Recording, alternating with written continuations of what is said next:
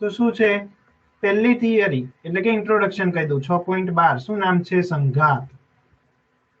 સંઘાત એટલે શું કહેવાય આપણી ભાષામાં અથડામણો અને ઇંગ્લિશમાં કહું તો કોલિઝન્સ.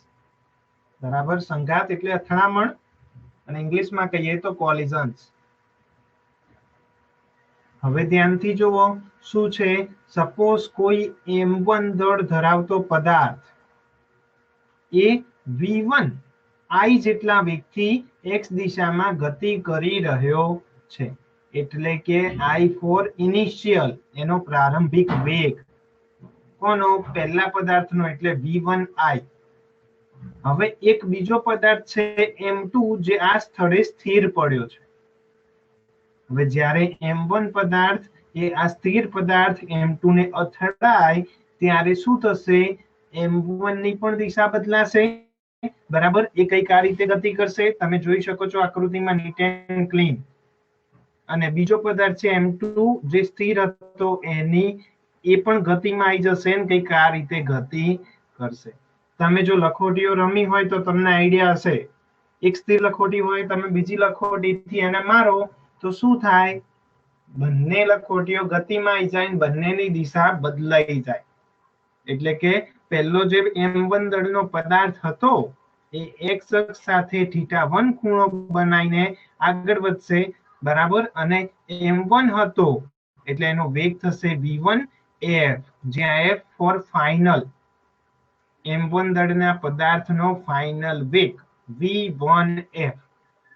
એ જ રીતે પ્રારંભમાં m2 શું હતો સ્થિર હતો તો v2i બરાબર શું આવશે 0 આવશે પરંતુ હવે અંતમાં એ પદાર્થ ગતિમાં આવ્યો એટલે હવે શું મળશે તો કે આ જગ્યા એનો વેગ મળશે v2f બીજા પદાર્થનો ફાઇનલ વેગ અંતિમ વેગ.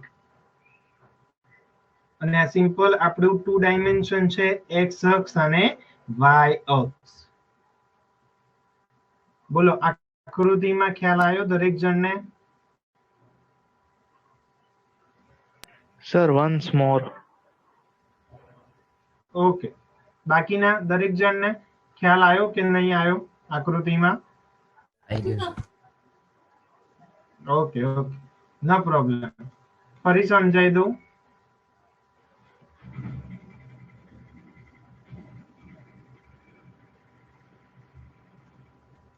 હા શું છે જોવો ધ્યાનથી m1 દળનો એક પદાર્થ સ્ટાર્ટિંગમાં શું છે v1i જેટલા વેગથી ગતિ કરી રહ્યો છે એટલે કે એનો પ્રારંભનો વેગ શું થાય v1i જેટલો.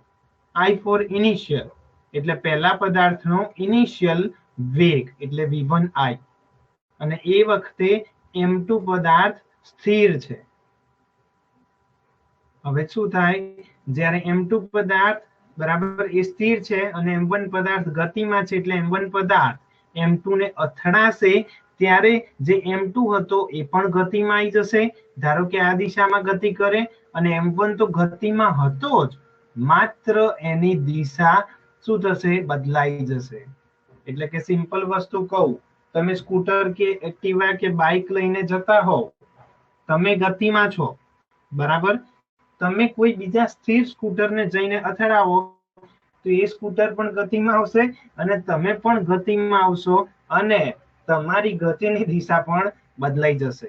સેમ એવું ઉદાહરણ અહીંયા લીધેલું છે એટલે કે એક પ્રકારની અથડામણ છે. એટલે કે તમે તમારા ગતિના માર્ગથી કેટલા ખૂણે દિશા બદલો છો θ1 જેટલા ખૂણે અને તમારો વેગ પણ બદલાઈ જશે.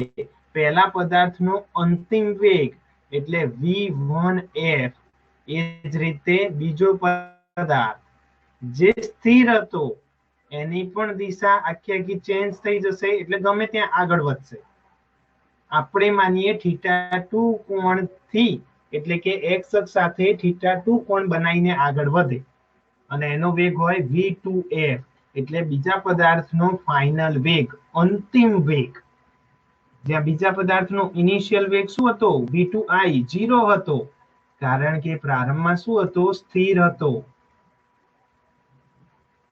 અને આ શું છે આપણી દ્વિપરિમાણિક પદ્ધતિ x અક્ષ અને y અક્ષ. બોલો ખબર પડશે કે કઈ પ્રોબ્લેમ? Complete sir. ઓકે, તો જો હવે જેટલું હું બોલ્યો બધે બધું અહીંયા નીચે લખેલું છે.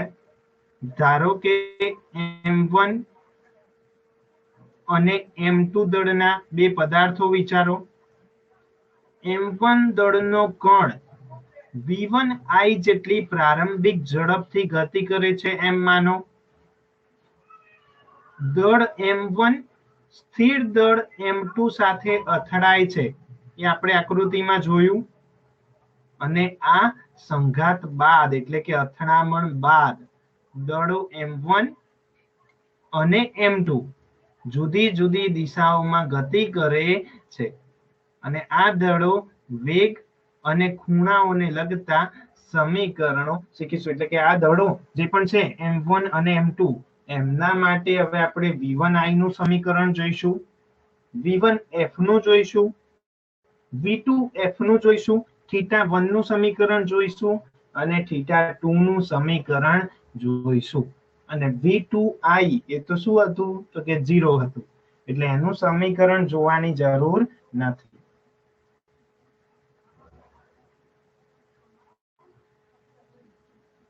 તો એની સાથે જે સંઘાત હતો એનો ઇન્ટ્રોડક્શન એટલે કે કોલિઝન, અથડામણ, એનો ઇન્ટ્રોડક્શન પૂરો થયો. હવે થિયરી ચાલુ કરીએ. 6.12.1 થિયરીનું નામ શું છે? સ્થિતિસ્થાપક અને સ્થાપક અથડામણ. એટલે કે આ થિયરીની અંદર આપણે સ્થિતિસ્થાપક અથડામણ ભણીશું, અસ્થિતિસ્થાપક અથડામણ ભણીશું અને હજી એક સંપૂર્ણ અસ્થિતિસ્થાપક અથડામણ પણ ભણીશું. તો જો થિયરીનું સ્ટાર્ટિંગ કેવી રીતે છે? જ્યારે પણ સંઘાત થાય, અથડામણ થાય ત્યારે કુલ રેખીય વેગમાન નું સંરક્ષણ થાય છે. એટલે કે એમાં શું લખાય? પ્રારંભિક વેગમાન ઇક્વલ ટુ અંતિમ વેગમાન. શું કહે છે? અથડામણના ડેલ્ટા ટી એટલે કે સૂક્ષ્મ સમય માટે જ અથડામણ થાય ને, એટલે અથડામણના ડેલ્ટા ટી સમય દરમિયાન તંત્રના કણ પર લાગતા બળો તેમના વેગમાનમાં ફેરફાર કરે છે. એટલે સિમ્પલ વસ્તુ કહું તમને, મેં એક f નું સૂત્ર મેળવાયું હતું, યાદ હોય તો f બરાબર dp બાય dt. આપણે અમુક થિયરીમાં ભણ્યા પણ ખરી. એની ઉપરથી આ વ્યાખ્યા લખવામાં આવી છે. શું છે જો? ડેલ્ટા ટી સમય દરમિયાન તંત્રના કણ પર લાગતું બળ, એટલે કે ડેલ્ટા ટી ને સામે જવા દો f જોડે, તો ડેલ્ટા ટી સમયગાળા દરમિયાન તંત્રના કણ પર લાગતું બળ એ તેમનો વેગમાનનો ફેરફાર આપે છે.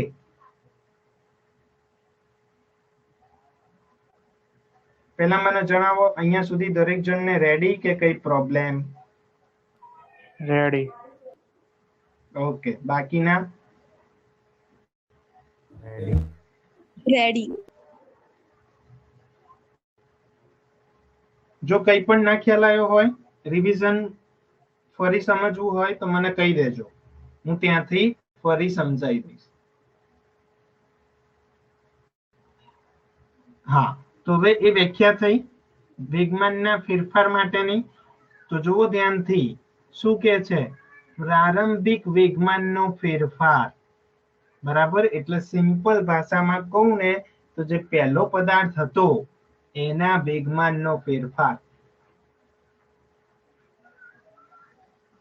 તો એક સિમ્પલ વસ્તુ જોઈએ, શું થશે?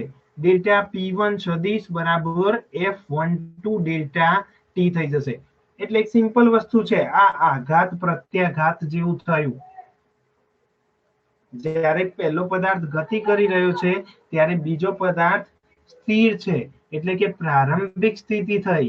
તો આ એ સ્થિતિ માટે વેગમાનનો ફેરફાર સૂચવે છે. એટલે માય મિસ્ટેક, પહેલા પદાર્થ માટે વેગમાનનો ફેરફાર નહીં, પ્રારંભિક સ્થિતિ માટે વેગમાનનો ફેરફાર સૂચવે છે. ફરી બોલી દો, પ્રારંભિક સ્થિતિ માટે વેગમાનનો ફેરફાર દર્શાવતું સૂત્ર, પ્રારંભિક એટલે ઇનિશિયલ, ડેલ્ટા P1 સદિશ કહી દીધું. તો ત્યાં શું જોયું? ધ્યાનથી જુઓ. સપોઝ પહેલા એક સિમ્પલ ઉદાહરણ આપું, તમે દડાને દિવાલ પર મારો તો શું થશે? દિવાલ પર દડા દ્વારા બળ લાગશે, બરાબર? એટલે ધારો કે હું માની લઉં F12 હોય ઇન્ટુ ડેલ્ટા ટી, તો અંતિમ સ્થિતિ શું થાય? એના પછીની સ્થિતિ, પછી દિવાલ દ્વારા દડા પર બળ લાગશે. પહેલા શું થયું? દડા દ્વારા દિવાલ પર બળ લાગ્યું. હવે દિવાલ દ્વારા દડા પર બળ લાગશે એટલે કે આઘાત પ્રત્યાઘાત. તો હવે શું લખાશે? અંતિમ સ્થિતિ ડેલ્ટા P2 બરાબર F21 સદિશ ઇન્ટુ ડેલ્ટા ટી, જ્યાં F12 શું છે? બીજા દ્વારા પહેલા પર લાગતું બળ, એટલે સિમ્પલ કહી શકીએ કે દડા દ્વારા દિવાલ પર લાગતું બળ, અને F21 એટલે પહેલા દ્વારા બીજા પર લાગતું બળ, એટલે કહી શકીએ કે દિવાલ દ્વારા દડા પર લાગતું બળ. અને આપણે જાણીએ છીએ બંને એકબીજાની વિરુદ્ધ દિશામાં હોય એટલે F12 બરાબર -F21 લખાય. તો જે આપણું પહેલું સમીકરણ હતું ડેલ્ટા P1 સદિશ, એમાં F12 ની જગ્યાએ શું લખી શકાય? -F21 લખી શકાય સદિશ ઇન્ટુ ડેલ્ટા ટી, જ્યાં આ F21 સદિશ ઇન્ટુ ડેલ્ટા ટી એના બરોબર શું લખાય? તો કે P2 એટલે કે P2 માં થતો ફેરફાર ડેલ્ટા P2 લખાય, પણ માઇનસમાં, અને સામે શું છે? ડેલ્ટા P1 સદિશ છે એ એમના એમ. આ માઇનસ છે, આ બાજુ આવે તો શું લખાય? ડેલ્ટા P1 સદિશ પ્લસ ડેલ્ટા P2 સદિશ બરાબર શું થશે? 0 થઈ જશે. એટલે કહેવાનો મતલબ અંતિમ વેગમાન અને પ્રારંભિક વેગમાન બંને સરખા આયા, માત્ર દિશા જ વિરોધાઈ, એટલે કે અહીંયા વેગમાન સંરક્ષણના નિયમનું પાલન થયું, એટલે કે રેખીય વેગમાન અચળ રહ્યું. તો છેલ્લે જો આપણે એ સૂત્ર સાબિત કર્યું છે. ડેલ્ટા P1 ની અંદર F12 ની જગ્યાએ શું લખશું? -F21 into delta T. F21 into delta T શું થાય? ડેલ્ટા P2 સદિશ, માઇનસ છે, આ બાજુ આવે તો પ્લસ, બરાબર શું લખાય? 0 લખાય. એટલે આ લાઈન પરથી શું લખી શકાય? કે અહીંયા રેખીય વેગમાન ના સંરક્ષણના નિયમનું પાલન થયું, એટલે કે રેખીય વેગમાનનું સંરક્ષણ થયું.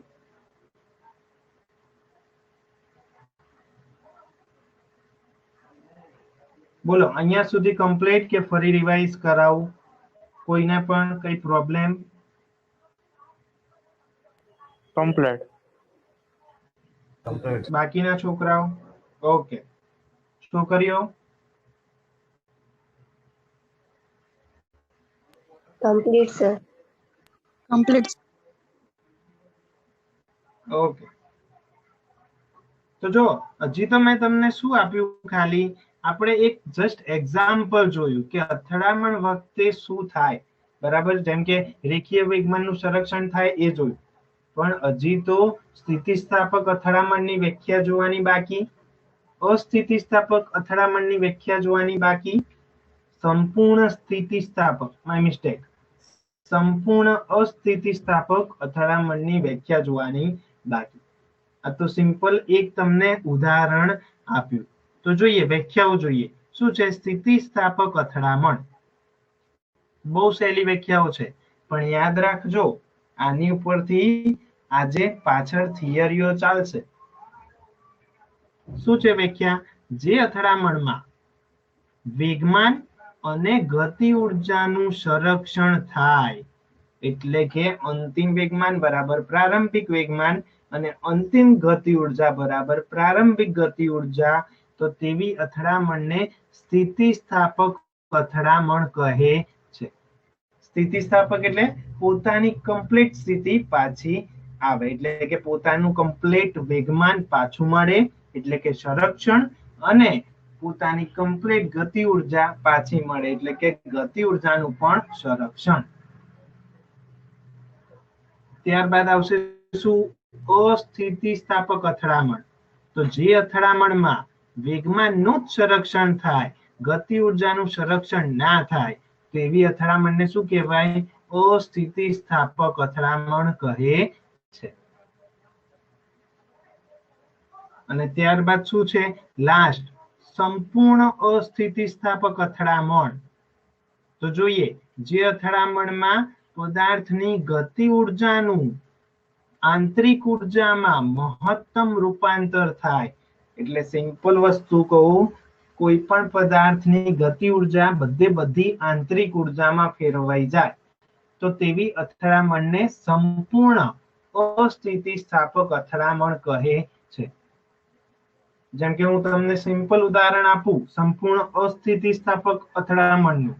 એક ખટારો ઊભો છે, તમે સાયકલ લઈને જઈ રહ્યા છો, તમે ગતિ ઉર્જા ધરાવો છો, તમે સ્થિર ખટારાને અથડાશો તો તમારી બધી ગતિ ઉર્જા એ ખટારાની અંદર સ્ટોર થઈ જશે આંતરિક ઉર્જા સ્વરૂપે, અને ખટારો હલશે પણ નહીં. એટલે સિમ્પલ એક ઉદાહરણ આપું તો કે સંપૂર્ણ અસ્થિતિસ્થાપક અથડામણ એટલે ના તો ગતિ ઉર્જાનું સંરક્ષણ થાય, ના તો વેગમાનનું સંરક્ષણ થાય. તો એને શું કહેવાય? સંપૂર્ણ અસ્થિતિસ્થાપક અથડામણ. પણ સર તમે એમ કીધું ઉદાહરણ આપ્યું કે આપણે જો સાયકલ નું સંપૂર્ણ ગતિ ઉર્જા એ ખટારામાં યાંત્રિક ઉર્જામાં ફેરવાઈ જાય, તો એ કેમ ગતિ ઉર્જા ના ધરાવે? એ કેમ સ્થિર રહે? કારણ કે એનું દળ બહુ વધારે છે, એને ખસવા માટે એટલું પૂરતું બળ મળ્યું નહીં, એટલે એ રહ્યું સ્થિર રહે. તો સર પણ આપણી ગતિ ઉર્જાનું યાંત્રિક ઉર્જામાં એ કઈ રીતે રૂપાંતર થઈ જાય? યાંત્રિક ઉર્જા નહીં, આંતરિક ઉર્જા. તો આ બેમાં ફરક શું સર? આંતરિક ઉર્જા એટલે એ જે પણ આપણી ગતિ ઉર્જા હોય ને પદાર્થની અંદર સ્ટોર થઈ જાય, આંતરિક અંદરની ઉર્જા.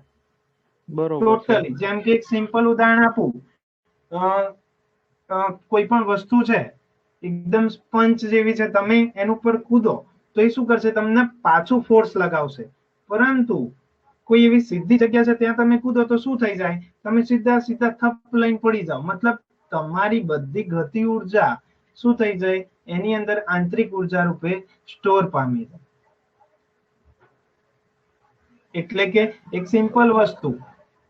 હા બોલો. હા, ઓકે, સમજાઈ ગયું સર. હા, હજી પણ ઉદાહરણ આપું. એક સિમ્પલ ભાષામાં ખટારો જે મેં તમને કીધું ને એની એ જ વસ્તુ, એ મેં સાયકલ વાળું ઉદાહરણ આપ્યું ને, એ જ બેસ્ટ છે. તમે સાયકલ લઈને સિમ્પલી જતા હોય તો જ્યારે અથડામણ થઈ જાય ને પછી ખટારો તો સ્થિર જ હતો, પણ તમારી સાયકલ પણ શું થઈ જાય? સ્થિર થઈ જાય. બરાબર? એટલે કે બંને પદાર્થ સ્થિર થઈ જાય. એટલે ગતિ ઉર્જાનું સંપૂર્ણ રૂપાંતર જે સામે જે પદાર્થ જોડે તમે અથડાવો એની આંતરિક ઉર્જામાં થઈ જાય. હકીકતમાં એક સિમ્પલ વસ્તુ કહું, જો તું કોઈ બીજી સાયકલ જોડે અથડાય તો શું થાય? તો એ સાયકલે ગતિ કરે અને તું પણ ગતિ કરે, બંને અલગ અલગ દિશામાં ગતિ કરો. એક ઉદાહરણ એ થયું. બીજું ઉદાહરણ કેવું લેવાય? સંપૂર્ણ અસ્થિતિસ્થાપક અથડામણ. એ મેં તમને ખટારા વાળું કીધું એ. જે મેં તમને સાયકલ વાળું કીધું, બંને સાયકલ વાળું, એ શેનું થાય? સ્થિતિસ્થાપક અથડામણનું સૂત્ર થાય કે ઉદાહરણ થાય. My mistake. કારણ કે ગતિ ઉર્જાનું રૂપાંતર એટલે કે સંરક્ષણ ત્યાં થશે, બીજો પદાર્થ પણ ગતિમાં આવી જશે, જ્યારે આની અંદર એવું થશે નહીં. સંપૂર્ણ અસ્થિતિસ્થાપક અથડામણ.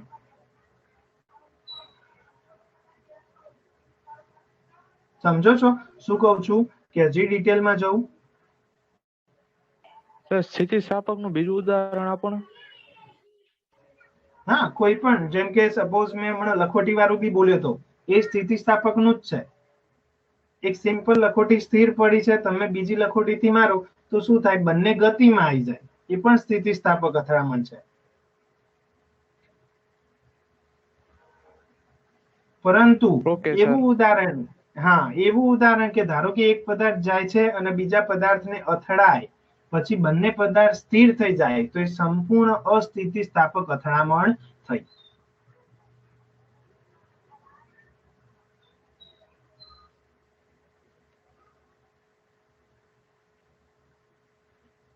બધાને સમજમાં આવ્યું અહીંયા સુધી કે કઈ પ્રોબ્લેમ? Complete sir. ઓકે. જેને ના ખબર પડી હોય ફ્રેન્કલી કહી દેજો, એટલે મને આઈડિયા આવે. મોનિકા, પ્રિયાંશી, રવીના, આયુષ? ઓકે.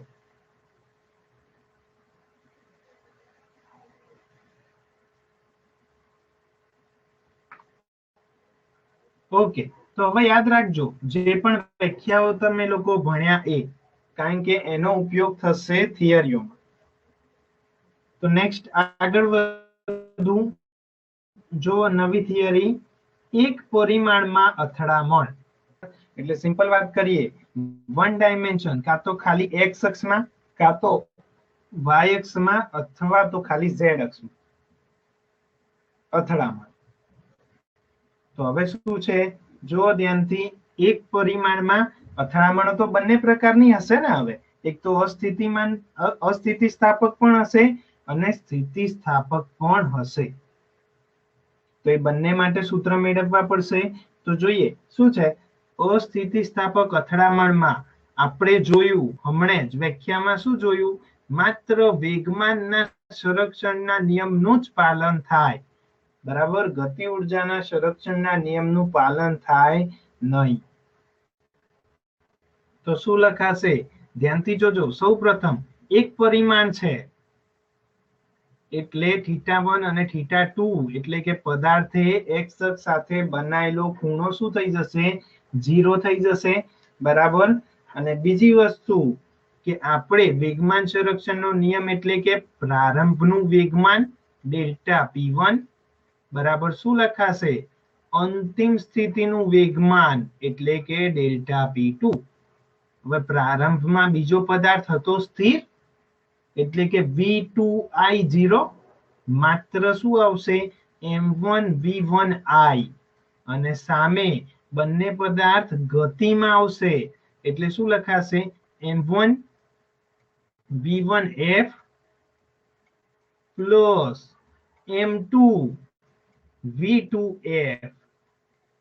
શું કહેવા માંગુ છું? દરેક જણને ખ્યાલ આવે? બરાબર.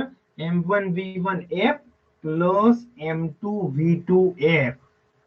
જ્યાં જો અથડામણ બાદ બંને પદાર્થ એક સરખા વેગથી જતા હોય, એટલે કે V1F બરાબર V2F હોય, અને એના બરોબર જો VF લખી દઈએ તો એ કોમન નીકળી જાય, એટલે કે M1 plus M2 into VF લખાય. તો અંતિમ વેગ શોધવો હોય તો VF નું સૂત્ર શું મળે?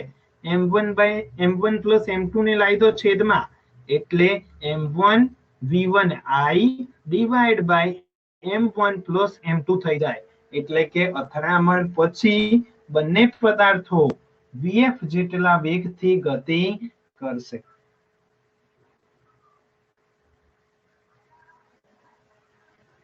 બોલો, આ સૂત્ર સુધી ખબર પડી કે રિવાઇઝ કરાવું? દરેક જણ?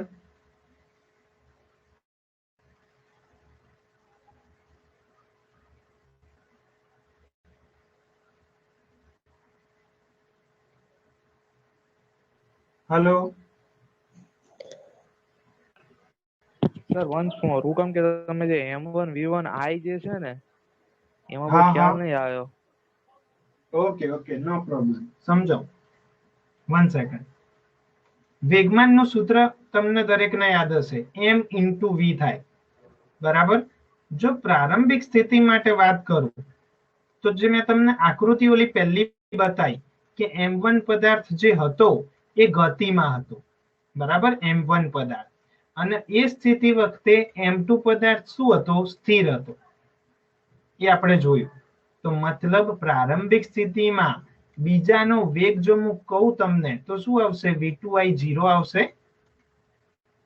અને પહેલાનો વેગ કહું તો શું લખાશે? v1i લખાશે.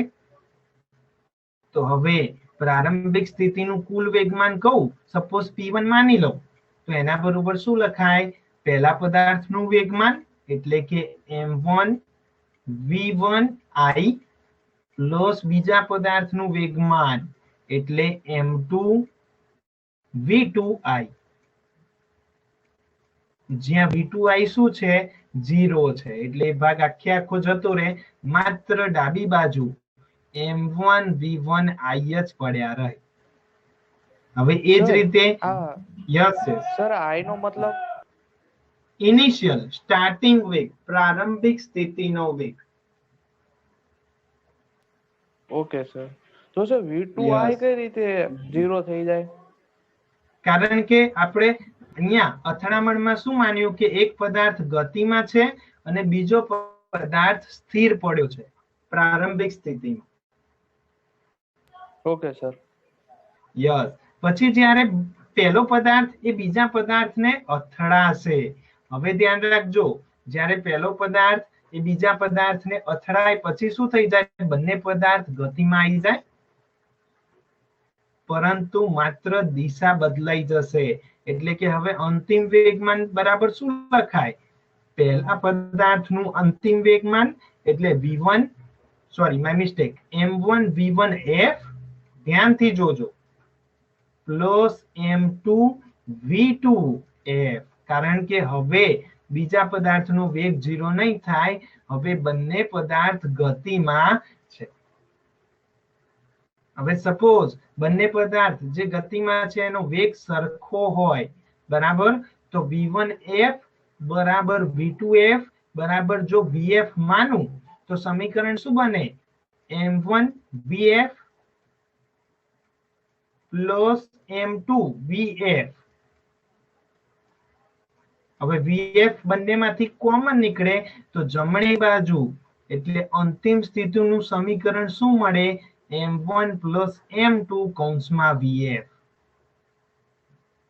હવે જો મારે બંને પદાર્થનો અંતિમ વેગ શોધવો હોય vf, તો એકલા પાડી દો તો m1 પ્લસ m2 નીચે જતા રહે એટલે m1 by m1 plus m2 આવે ઇન્ટુ v1i, જે m1 જોડે ગુણાકારમાં હતા એ એવી જ રીતે પડ્યા રહે. બોલો, ખ્યાલ આવ્યો દરેક જણને કે હજી પ્રોબ્લેમ? હા સર, ખબર પડી ગઈ. હા.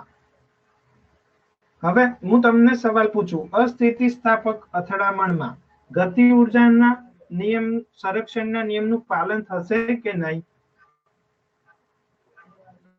હમણાં જ આપણે વ્યાખ્યામાં જોયું. ના સર, નહીં થાય. તો મતલબ એમ કહી શકું કે જેટલી ગતિ ઉર્જા મેં આપી હતી મને અંતે એટલી ગતિ ઉર્જા મળશે નહીં?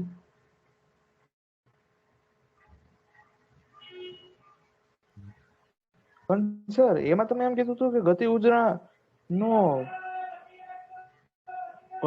સંરક્ષણ થતું નથી, એમ ને? હા, યસ, અસ્થિતિસ્થાપક અથડામણ. તો પછી તમે કેમ કીધું કે ગતિ ઉર્જા જેટલી તમે આપો એટલી પાછી મળશે કે નહીં? હા, હું એ જ પૂછું છું ને, એટલે હું એ જ પૂછું છું, તમને એ જ પૂછું છું કે જો ગતિ ઉર્જા સંરક્ષણના નિયમનું પાલન થતું નથી, મતલબ હું જેટલી ગતિ ઉર્જા આપીશ એટલી ને એટલી મને પાછી મળશે નહીં. જો સંરક્ષણના નિયમનું પાલન થતું હોત તો મને બધી ગતિ ઉર્જા પાછી મળે કે પછી એક ગતિ ઉર્જાનું બીજી ઉર્જામાં રૂપાંતર થાય, બરાબર, પણ વ્યય પામી હોત નહીં. પરંતુ ગતિ ઉર્જાના સંરક્ષણના નિયમનું પાલન નથી થતું, એટલે જેટલી ગતિ ઉર્જા આપું સામે મને એટલી ને એટલી ઉર્જા મળે નહીં, અમુક ઉર્જા વ્યય પામી જાય ઉષ્મા ઉર્જા સ્વરૂપે. બોલો, ખ્યાલ આવ્યો દરેક જણને અહીંયા સુધી બોલ્યો એમાં કે ના આવ્યો? હા સર. યસ. તો અથડામણ દરમિયાન ગતિ ઉર્જાનો વ્યય, હવે શું લખાશે લાઈન? વેગમાન સંરક્ષણ જોઈ લીધું, ગતિ ઉર્જાની ચર્ચા કરવી પડે. તો અથડામણ દરમિયાન ગતિ ઉર્જાનો વ્યય એટલે કે ડેલ્ટા કે લખાય. ડેલ્ટા કે લખાય. તો હવે ગતિ ઉર્જા પણ કઈ રીતે લખાશે? સેમ એવી રીતે. ખાલી વેગમાનનું સૂત્ર હતું mv, ગતિ ઉર્જાનું આવે 1/2 mv². એટલે પ્રારંભમાં બીજો પદાર્થ શું હતો? સ્થિર હતો. બરાબર. એટલે એની ગતિ ઉર્જા આવશે નહીં. બરાબર. માત્ર m1 દળવાળા પદાર્થની જ આવશે. એટલે પ્રારંભની ગતિ ઉર્જા સપોઝ હું કહું તો શું લખાય? 1/2 m1v1i². ત્યારે બીજો પદાર્થ સ્થિર હતો એટલે એની ગતિ ઉર્જા આવશે નહીં. પરંતુ અંતિમ ગતિ ઉર્જા શું થશે? 1/2 mv². પણ જ્યાં m બરોબર બંને પદાર્થ લખવા પડશે, કારણ કે બંને પદાર્થ ગતિ કરી રહ્યા છે અથડામણ બાદ. એટલે શું થશે? 1/2 m1 + m2 * vf². પેલા મને અહીંયા સુધી જણાવી દો, દરેકને અહીંયા સુધી ખ્યાલ આવ્યો કે નહીં? પછી હું આગળ વધું, નહીં તો હજી ડીપમાં સમજાવું.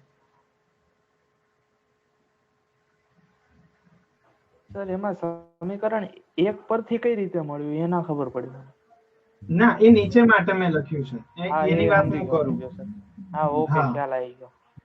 હા, ઓકે. આયુષ, મોનિકા, પ્રિયાંશી, રવીના, ખબર પડી અહીંયા સુધી કે? હા સર. હા, ઓકે. બાકીની બે છોકરીઓ?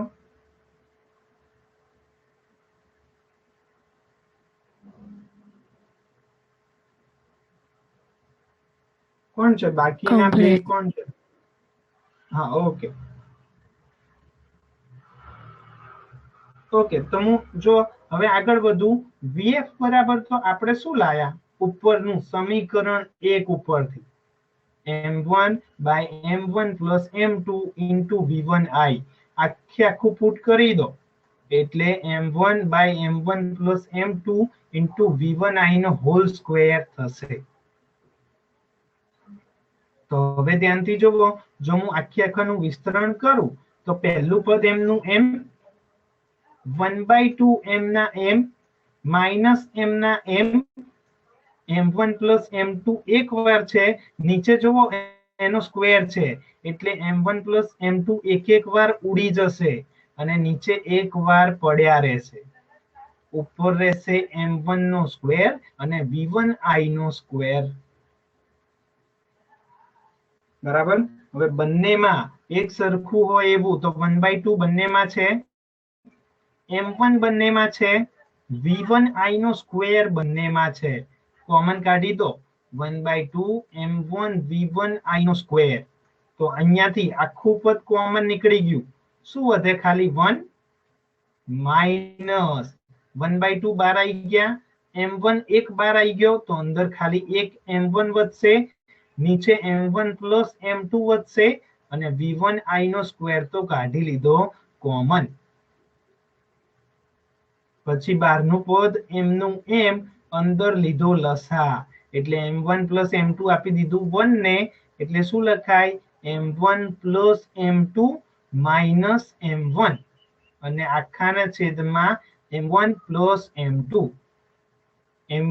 m1 cancel out. બરાબર.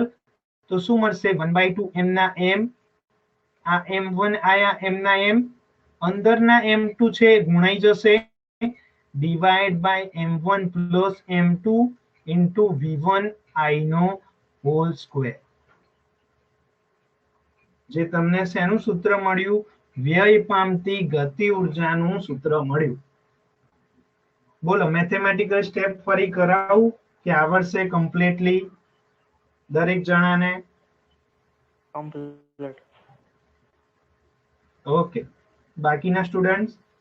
Complete sir. ઓકે, વાંધો નહીં. હવે એકવાર થિયરી તમારે રિવાઇઝ કરવી છે કે નેક્સ્ટ થિયરી તરફ આગળ વધવું? જોવી છે સ્ક્રીન?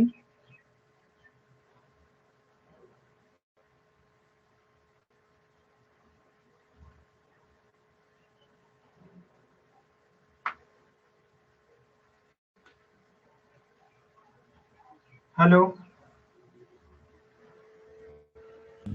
ચાલશે સર, કન્ટિન્યુ કરો. ઓકે યસ, હજી થિયરી એ જ કન્ટિન્યુ છે. પહેલા આપણે થિયરી માટે અસ્થિતિસ્થાપક અથડામણ ભણ્યા, હવે ભણીશું સ્થિતિસ્થાપક અથડામણ. યસ બોલો. હા આવી ગયા બધા.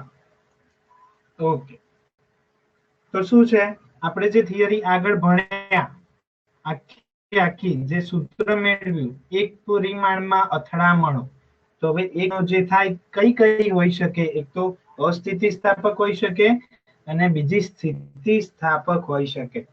તો અસ્થિતિસ્થાપકની વાત કરી લીધી આપણે, વીએફ નું સૂત્ર મેળવ્યું, ડેલ્ટા કે નું સૂત્ર મેળવ્યું. હવે વાત કરીએ સ્થિતિસ્થાપક અથડામણની. તો ફરી θ1 અને θ2 0 બરાબર.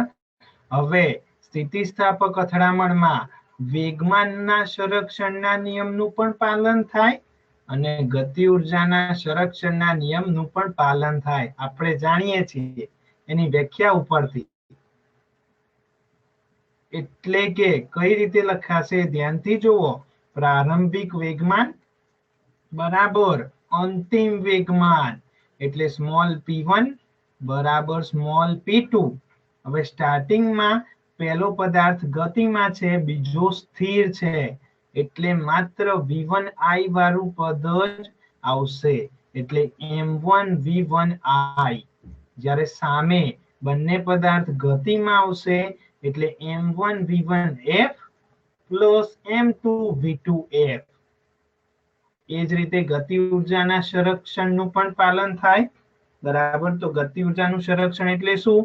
પ્રારંભિક ગતિ ઉર્જા k1 બરાબર શું લખાય? અંતિમ ગતિ ઉર્જા k2.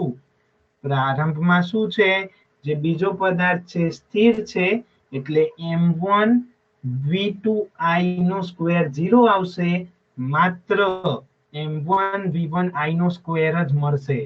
જ્યારે અંતમાં બંને ગતિમાં હશે એટલે m1 v1f નો સ્ક્વેર પ્લસ m2 v2f નો સ્ક્વેર મળશે. તો પહેલા મને અહીંયા સુધી જણાવો, સમીકરણ નંબર જે લખ્યા છે 3 અને 4, એમાં ખબર પડી જાય કે કઈ પ્રોબ્લેમ દરેક જણને? હા સર, ખબર ના પડી. ઓકે, ફરી સમજાવું, જોવો ધ્યાનથી, ફરી બોલી દઉં બધું. સ્થિતિસ્થાપક અથડામણની વ્યાખ્યા શું ભણ્યા આપણે? કે ત્યાં વેગમાનના સંરક્ષણના નિયમનું પાલન થાય અને ગતિ ઉર્જાના સંરક્ષણના નિયમનું પાલન થાય. તો એક સમીકરણ શું બનશે વેગમાન સંરક્ષણનું? તો સ્મોલ p1 બરાબર સ્મોલ p2, એટલે કે પ્રારંભિક ગતિ ઉર્જા બરાબર અંતિમ ગતિ ઉર્જા, સોરી માય મિસ્ટેક, પ્રારંભિક વેગમાન બરાબર અંતિમ વેગમાન. હવે આપણે જાણીએ છીએ પ્રારંભિક વેગમાનનું સૂત્ર શું બને? તો કે પહેલા પદાર્થનું વેગમાન પ્લસ બીજા પદાર્થનું વેગમાન, એટલે કે m1 v1i plus m2 v2i. જ્યાં v2i વાળું પદ 0 થઈ જાય એટલે માત્ર ડાબી બાજુ m1 v1i જ મળે. બરાબર. એક સિમ્પલ તમને કામ કરું, હું આખું લખીને સમજાવું, ધ્યાનથી જુઓ. પ્રારંભનું વેગમાન ધારો કે હું p1 ગણું તો શું લખાશે? પહેલા પદાર્થનું વેગમાન, સપોઝ એને કહી દઉં pa, પ્લસ બીજા પદાર્થનું વેગમાન, સપોઝ એને કહી દઉં pb. પહેલા પદાર્થનું વેગમાન એટલે શું લખાય? પ્રારંભનું m1 v1i, અને બીજા પદાર્થનું વેગમાન શું લખાય? m2 v2i. જ્યાં v2i શું છે? 0, એટલે એ પદ જતું રહે અને p1 બરાબર માત્ર શું આવે? m1 v1i આવે. એટલે p1 બરાબર શું લખ્યું? ખાલી m1 v1i. પણ જ્યારે અથડામણ થઈ જાય પછી બંને પદાર્થ ગતિમાં આવે v જે પણ v1i હતો એ પદાર્થનો વેગ બદલાઈને અંતિમ વેગ થઈ જશે v1f અને બીજો પદાર્થ પણ ગતિમાં આવશે જેનો વેગ હતો v2i બરાબર 0 એ પણ બદલાઈ જશે અને v2f થઈ જશે એનો પણ અંતિમ વેગ. તો એના માટે વેગમાનનું જોઈએ અંતિમ વેગમાન તો શું લખાય? પહેલા પદાર્થનું વેગમાન પ્લસ બીજા પદાર્થનું વેગમાન એટલે કે m1 v1f plus m2 v2f. એટલે સિમ્પલ ભાષામાં ઇનિશિયલ મોમેન્ટમ એટલે કે ઇનિશિયલ વેગમાન બરાબર ફાઇનલ વેગમાન. જ્યાં અહીંયા v2i વાળું પદ કેમ ના આવ્યું? કારણ કે એ વેગ શું છે? 0 છે. બાકી બધું આવશે as it is. બોલો અહીંયા સુધી ખબર પડી સમીકરણ નંબર 3 માં? પછી હું 4 સમજાવું. હા સર. હા સર. હા ઓકે કમ્પ્લીટ કે હજી પ્રોબ્લેમ? Complete sir. બાકીના ને ગોપાલ, આયુષ અને બીજી છોકરીઓ? હા sir complete. Complete sir. Okay તો ચાલો હવે એ જ રીતે ગતિ ઉર્જા માટે લખવું હોય તો કોઈ બોલશે? શું લખાશે? અંદરથી નહીં, તમારી રીતે. ગતિ ઉર્જાના સંરક્ષણના નિયમનું પણ પાલન થાય તો એના માટે સમીકરણ શું લખાય? k1 બરાબર k2. તો સમીકરણ શું બનશે? કોઈ બોલશે?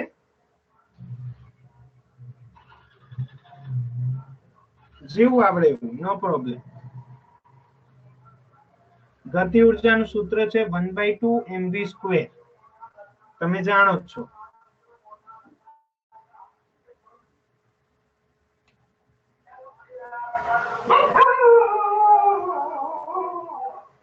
હેલો સર પેલામાં તો હા. જ્યારે ગતિ ઉર્જાનું સમીકરણ લીધું હતું ત્યારે તો m1 v1 તો કટ થઈ ગયા હતા ને? શેમાં? અસ્થિતિસ્થાપકમાં. બનશે શેમાં? તમે આમાં કહો છો? નહીં, એ વસ્તુ પૂરી અલગ હતી. એ આપણે ગતિ ઉર્જાનો વ્યય જોયો હતો. ત્યાં સંરક્ષણના નિયમનું પાલન નહોતું થતું. પણ જો સંરક્ષણના નિયમનું પાલન થાય તો એક સિમ્પલ હું કહું છું, સાંભળો તમે. શું લખાય? 1/2 m1 v1i નો સ્ક્વેર બરાબર કરીને સામે શું લખાય? 1/2 m2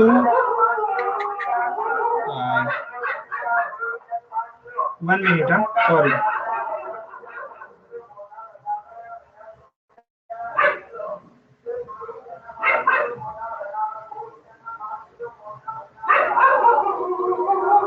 સર ઘડીકવાર માટે માઇક બંધ કરી દો ને.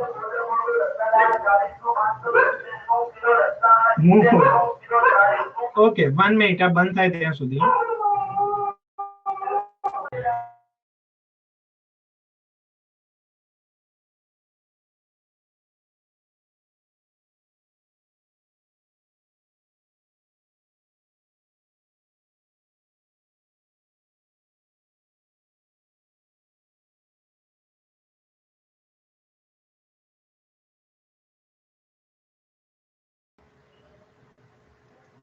ઓકે હા, તો આપણે ક્યાં હતા?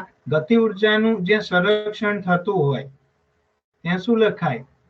પ્રારંભિક ગતિ ઉર્જા બરાબર અંતિમ ગતિ ઉર્જા એટલે 1/2 m1 v1i નો સ્ક્વેર બરાબર 1/2 m2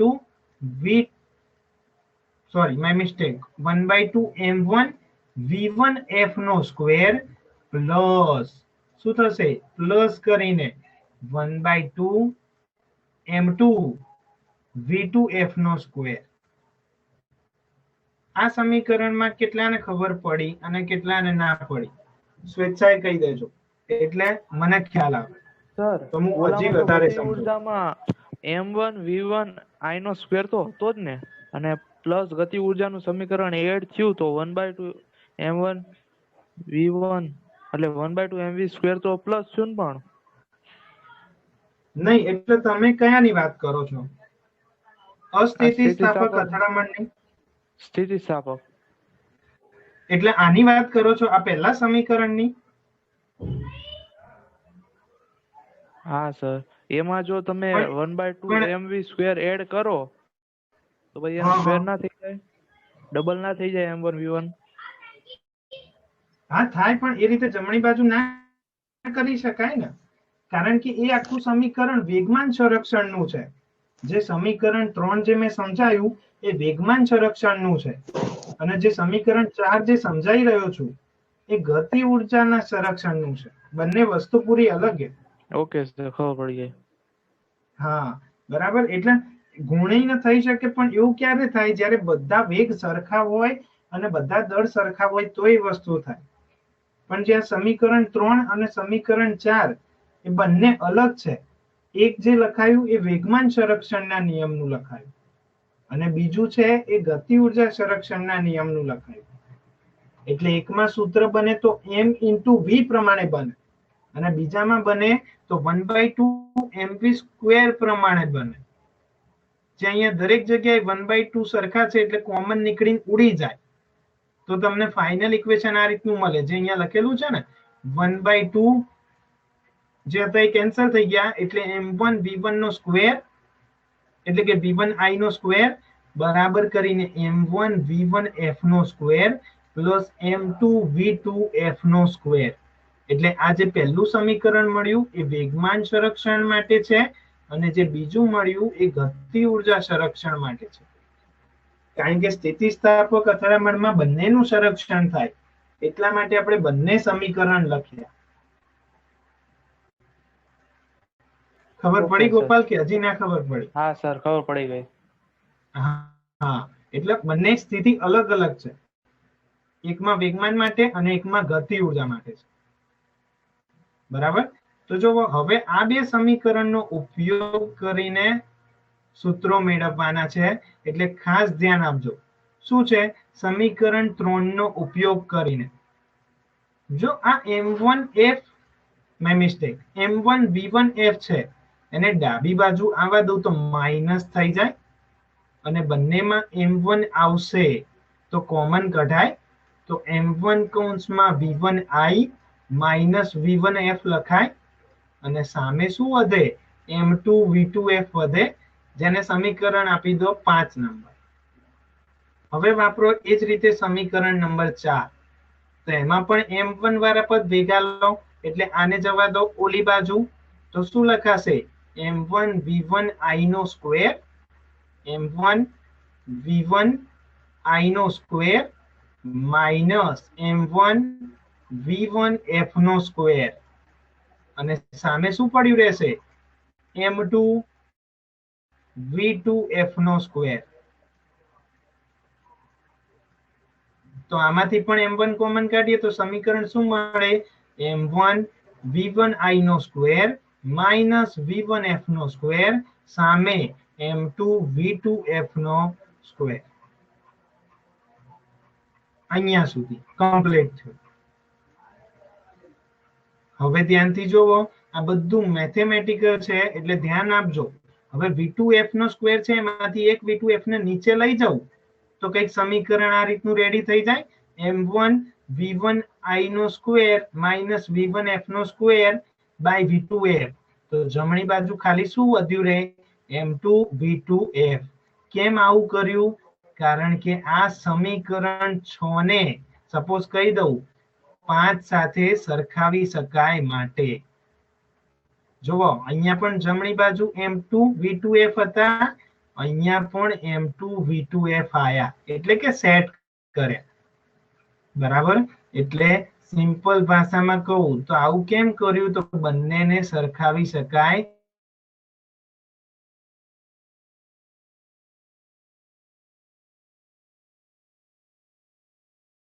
સમીકરણ 6 માં ત્યાં સમીકરણ 5 વેગમાન ઉપરથી છે. હા, અને સમીકરણ 6 છે એ ગતિ ઉર્જા વાળા સમીકરણ ઉપરથી લાયા. જ્યાં હવે v1i નો સ્ક્વેર માઇનસ v1f નો સ્ક્વેર બરાબર શું લખાય? v1i માઇનસ v1f કૌંસમાં v1i પ્લસ v1f એટલે કે a minus b into a plus b simplify કર્યું છે, બીજું કઈ જ નહીં.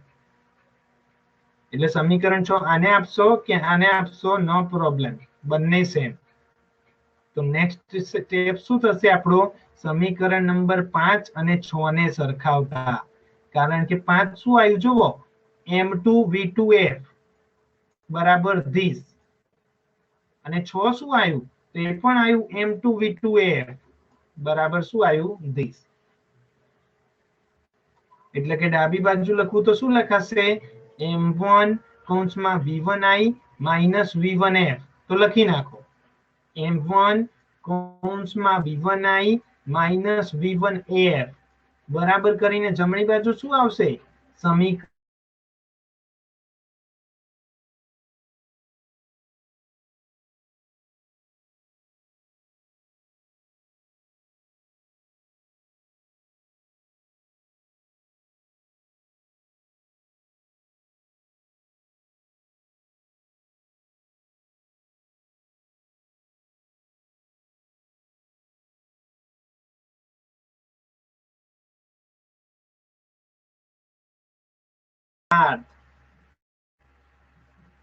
બરાબર. અંતિમ વ્યક્તિ દોડી રહ્યા હોય ત્યારે બીજો પદાર્થ જે હતો m2 એનો અંતિમ વેગ તમને v2f દર્શાવે, અને પહેલા પદાર્થનો અંતિમ વેગ તમને v1f પરથી મળી જાય. આપણે v2f સુધી આપણે પહેલા મને હા કે ના કહો, પછી આગળ વધીએ. હા સર. યસ. હા સર. તો હવે હા સર. ઓકે, તો v2f તો મળી ગયા બરાબર. હવે આ કિંમત સમીકરણ 3 માં મૂકતા, એટલે કે v2f મળી ગયા, તો હવે આપણે મેળવીશું v1f. તો જો સમીકરણ 7 છે એને સમીકરણ 3 માં મૂકી દો. સમીકરણ 3 કયું છે? આઈ રહ્યું m1 v1i બરાબર m1 v1f plus m2 v2f. તો શું થશે? m1 v1i એમના એમ, m1 v1f એમના એમ, m2 એમના એમ, ખાલી v2f ની જગ્યાએ આપણી કિંમત મૂકવાની.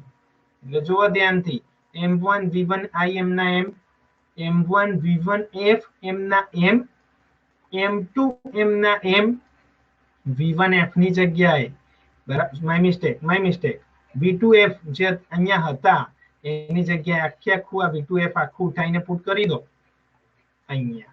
એટલે v1i પ્લસ v1f, એટલે આખા સમીકરણમાં ખાલી v1f જ પડ્યા રહેશે.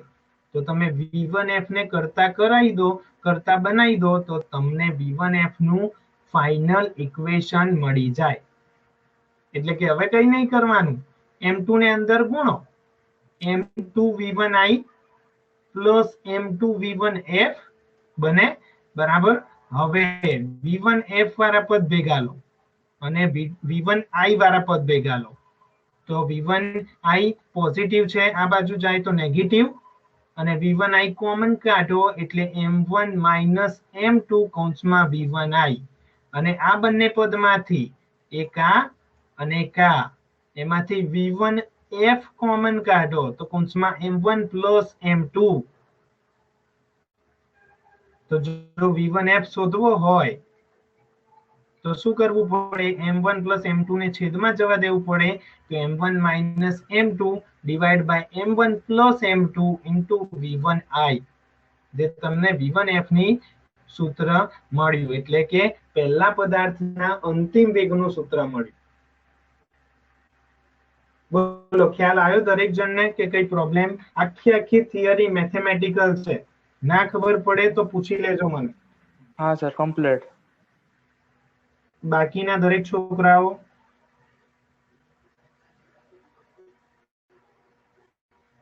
નહીં તો ફોલોઅપમાં ખ્યાલ નહીં આવે. ખાસ ધ્યાન રાખજો, ના ખબર પડે તો પૂછજો મને. તો જુઓ, હજી આપણે v1f મળ્યો, v2f આપણે મેળવેલો છે નો ડાઉટ, પણ એ કોના ફોર્મમાં છે? v1f ના ફોર્મમાં છે. તો જો v1f જે પણ મળ્યું આની અંદર મૂકી દઉં તો v2f નું પણ પ્રોપર સૂત્ર મળી જાય. એટલે કે હવે જોવો આ જે કિંમત છે એને સમીકરણમાં મૂકતા એટલે V2F જે આપણું હતું ને શું હતું V2F બરાબર V1I પ્લસ V1F તો V2F બરાબર V1I એમના એમ જે V1F હતા એની જગ્યાએ આખું પુટ કરી દો M1 minus M2 divided by M1 plus M2 into V1I બંનેમાંથી V1I કોમન કાઢો એટલે 1 plus M1 minus M2 by M1 plus M2 yes બોલો બોલો સર પેન નો કલર બદલો ને કન્ફ્યુઝન થઈ ગયું થોડું ઓકે થઈ ગયું છે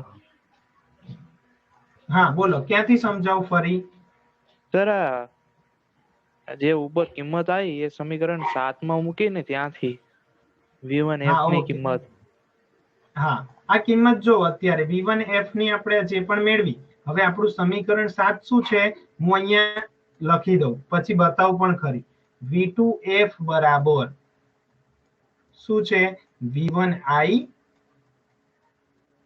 પ્લસ V1F છે બરાબર હવે એ સમીકરણ તમે જોઈ લો સમીકરણ નંબર 7 V2F બરાબર V1I પ્લસ V1F તો એનું એ સમીકરણ મેં અહીંયા લખ્યું એટલે કે તમને સહેલું પડે એટલે હવે આ સમીકરણમાં V1F ની વેલ્યુ પુટ કરો એટલે V2F બરાબર V1I એમના એમ V1F ની જગ્યાએ શું લખશું આઈડી ઉપર તો મૂકી દો M1 minus M2 divided by M1 plus M2 into V1I બંનેમાંથી V1I કોમન કૌંસમાં વધે 1 plus M1 minus M2 divided by M1 plus M2 અહીંયાથી નીકળી જાય એટલે 1 રહે અહીંયાથી V1I નીકળી જાય એટલે આટલું પદ બાકી રહે જે હવે લઈ લો લસા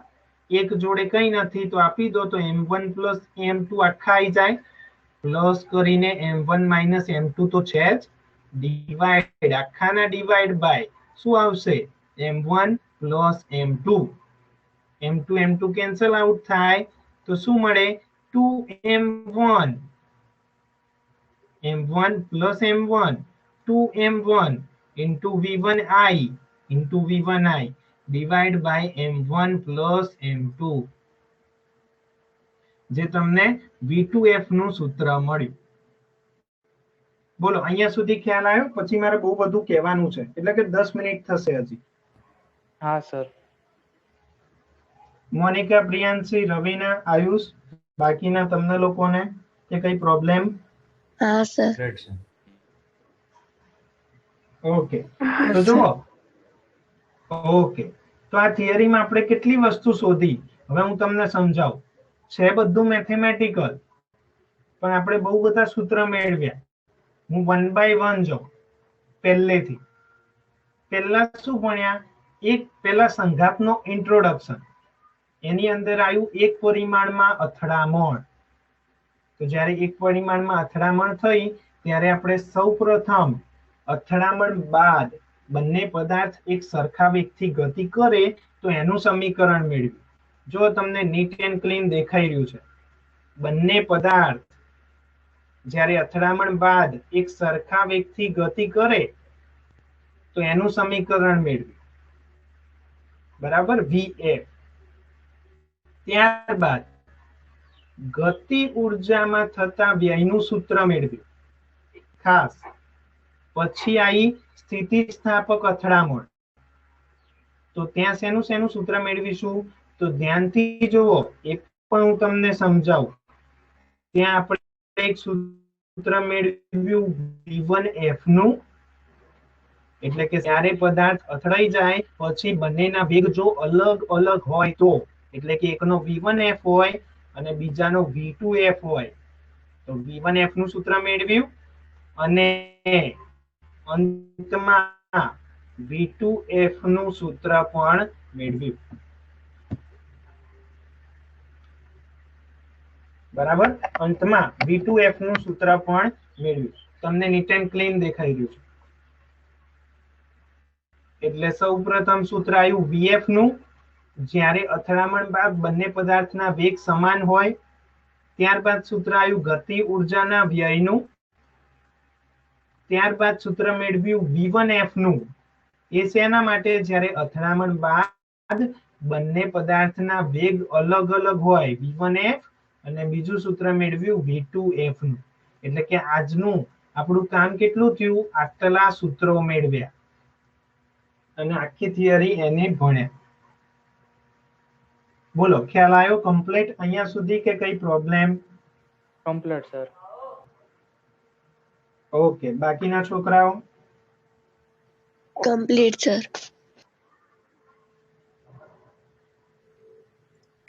ઓકે, સરસ. તો જો હવે ધ્યાનથી આયુષ રેકોર્ડિંગ બંધ કરી દો, નો પ્રોબ્લેમ.